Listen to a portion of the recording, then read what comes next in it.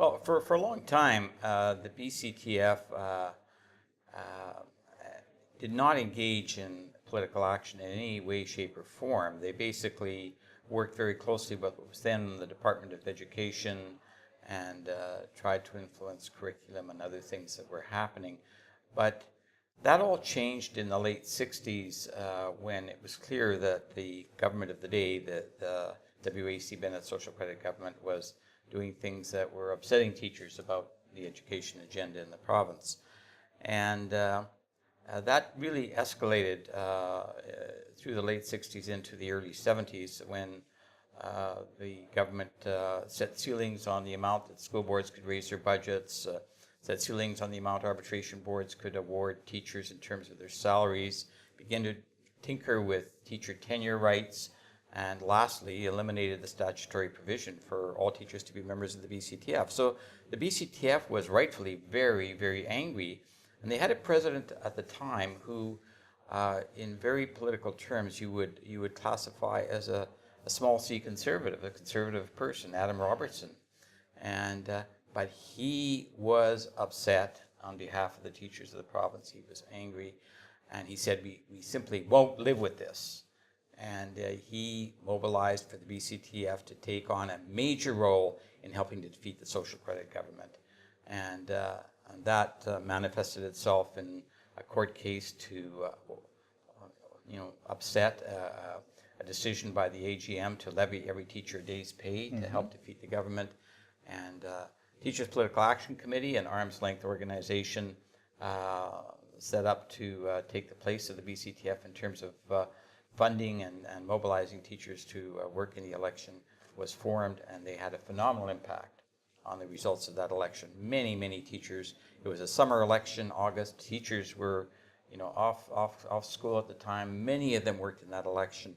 There was no question that they had a major impact on the election. They did a special leaflet of their own on education that was endorsed by the NDP and distributed by the NDP to all homes in the province, that laid out a very progressive platform for the future of education. So that was really the BCTF's first foray into politics, and it was a nonpartisan foray as well. They were prepared to support candidates from any party in any riding that they thought had a chance of defeating the government, the Social Credit Party. And I guess there are two important things to say about that. First of all, it might be hard for people today to realize what a revolutionary move that was to become active in doing political advocacy, something that the Federation hadn't done before. That's the first thing to remember about it. The second thing to remember is we won.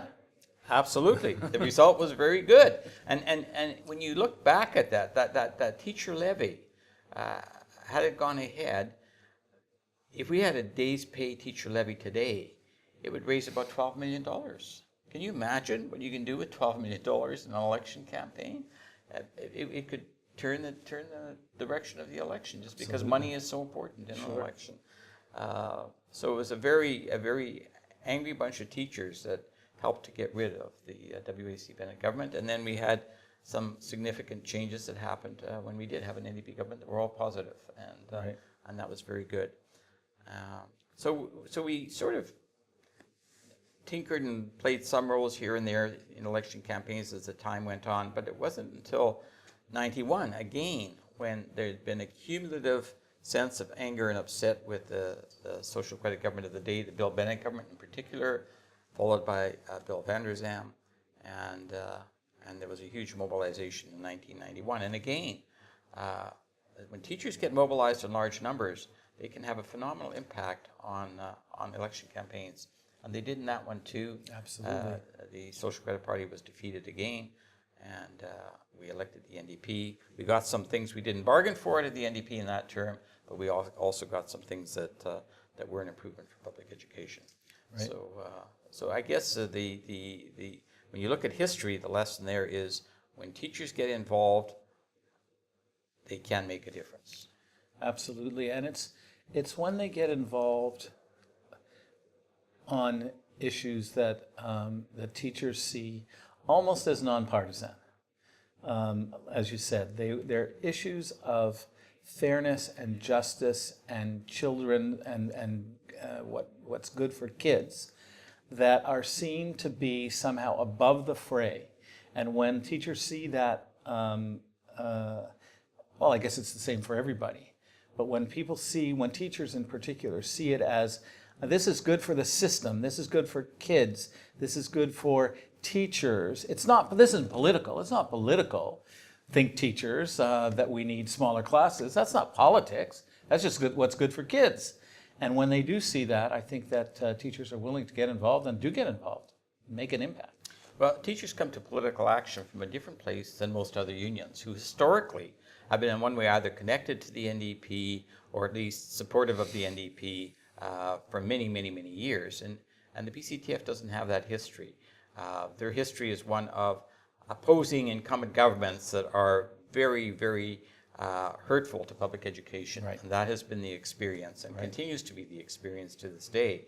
So they legitimately take a nonpartisan position, but they take a position in favor of public education and support for public education and against governments that institute serious cutbacks, rip contracts, and do all kinds of things that are hurtful to public education and to teachers. And it's worthwhile, it would be worthwhile, I don't know that we have time today, in investigating that difference between the BCTF and other unions.